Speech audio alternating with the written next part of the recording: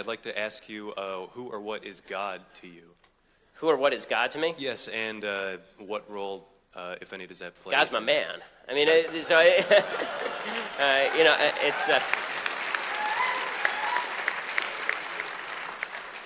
the creator of the universe, the master of heaven and earth. Who is God to me? God is, as an Orthodox Jew, I believe that God provided us a moral foundation in the Bible, and that moral foundation is, if you live by that moral foundation, you will live a happier, better life, freer of sin.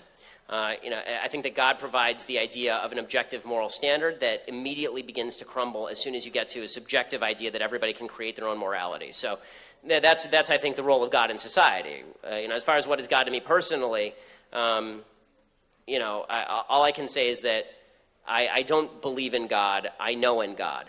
I don't just have faith in God, I have trust in God. And so that may not end up well for me, because it doesn't always end up well for people with faith. But, I think that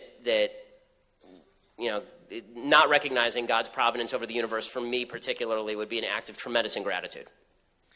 Amen.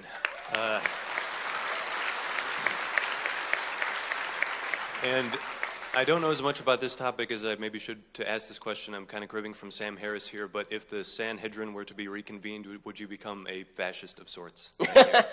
So Sam Harris, and I enjoy Sam Harris's books. The idea of a religious theocracy is not something that greatly appeals to me.